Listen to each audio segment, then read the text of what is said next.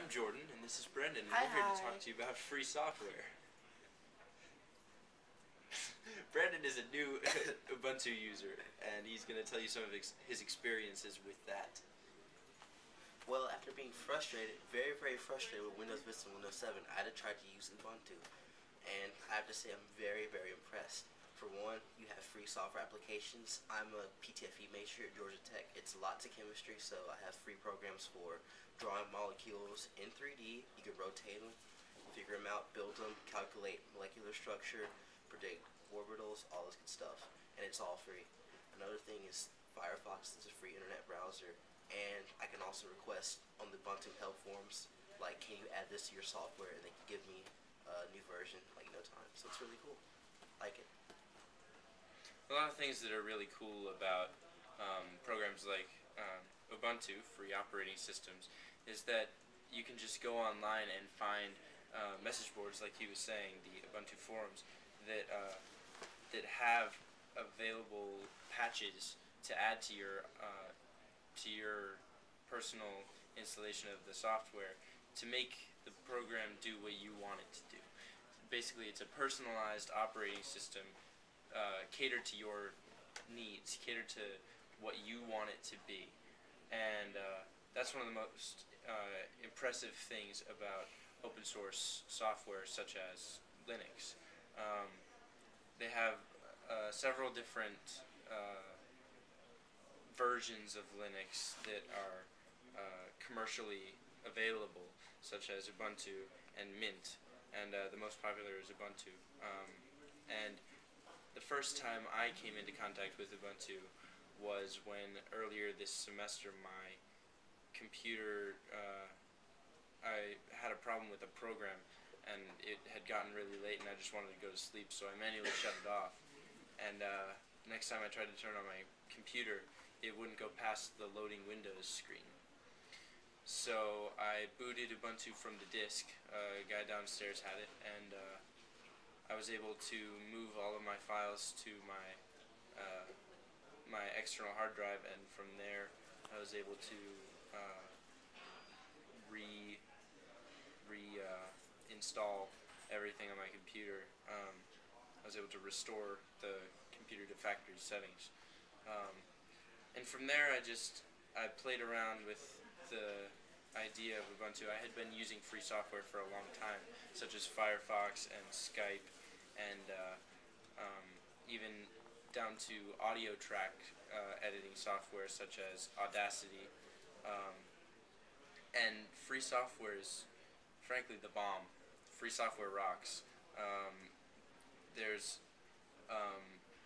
available updates for free everywhere, and the fact that most of it is open source allows for people to just keep adding on things that will run in it. Like I've been using Firefox for years, ever since it became commercially available, because it's just so much better than Internet Explorer.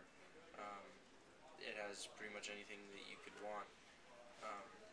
From there, recently I also started getting into Google Chrome, which takes a minimalist approach to browsing. It loads very quickly, and that's one of the things it takes its pride in.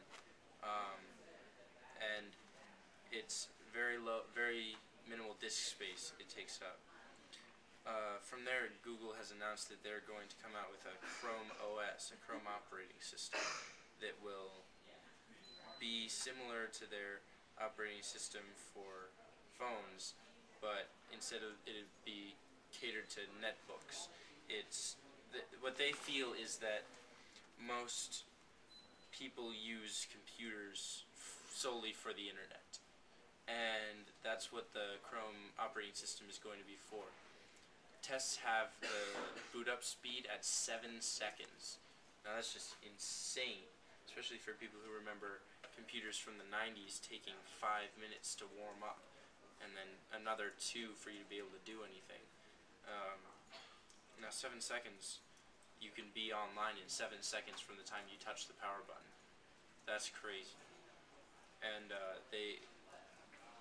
the whole thing about about the Chrome operating system is that all your files will be hosted online.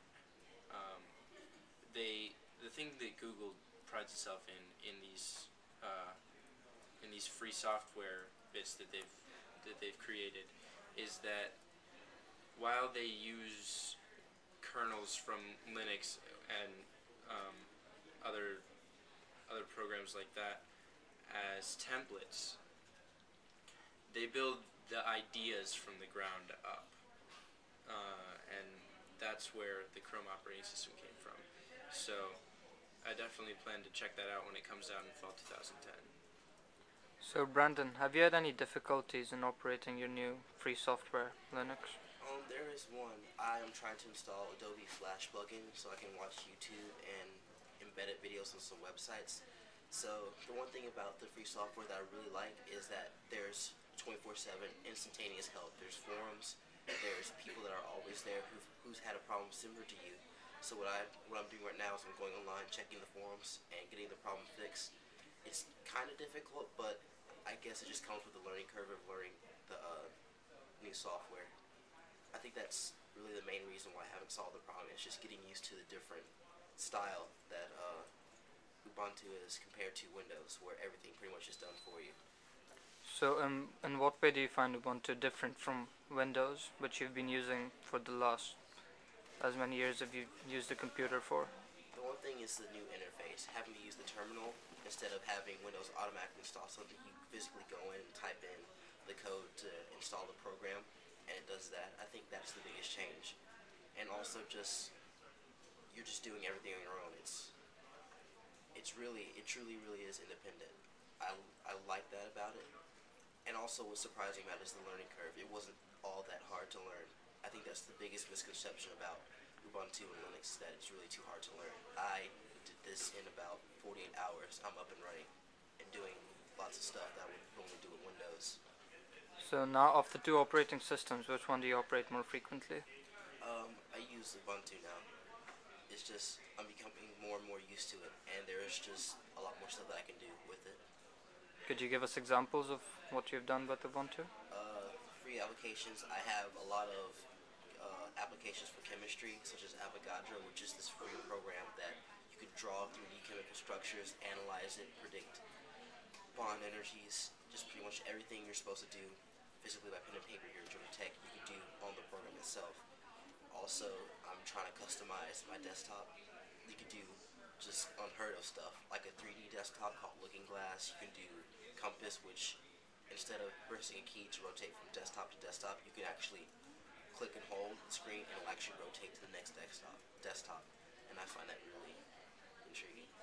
A lot of cool things about Ubuntu is in its aesthetics. I mean, Vista was kind of built for aesthetics in that the main function of Vista was to be pretty rather than to be functional. And that's why a lot of people had a problem with Vista, and that's why during the time between when Vista came out and when Windows 7 came out, there was an upsurgence in popularity of Ubuntu, because a lot of people thought that Vista focused way too much on its visual design, on its physical aesthetics, and didn't focus enough on its functionality. And that's why a lot of things in Ubuntu have become, like what you said about the manually writing code for the installation. That's why a lot of that stuff has become more popular in Ubuntu. You can use it, you can customize it as much as you want to, but it's still functional. It's the basic core. It's just dead on efficient. There's no attempt to just do all this based on aesthetics alone. You can customize it however you want to, and it'll still perform the same. That's what I like about Ubuntu. It's just that it's simple, yet you can make it as however complicated you want it to be. And do you know how much disk space or memory it requires to run Ubuntu? I know it's a lot less than Windows 7 or Vista. I know that Vista takes 1 gigabyte of RAM constantly just to run the operating system of Vista.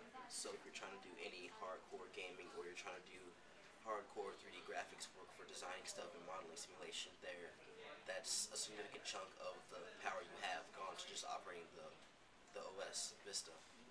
Right. My brother got a computer soon after Vista came out, so he obviously got it on the Vista operating system. It was a desktop. It was a Dell, and it only has 1 gigabyte of RAM on it. So he's constantly fighting with the operating system to get his computer to just plain work, and that's not what anyone wants to do. And with free software, the whole thing is about functionality. You go online and find updates that increase the functionality of your operating system. And it's really become a personal operating system. We finally have personal computers with personal applications and personal operating systems.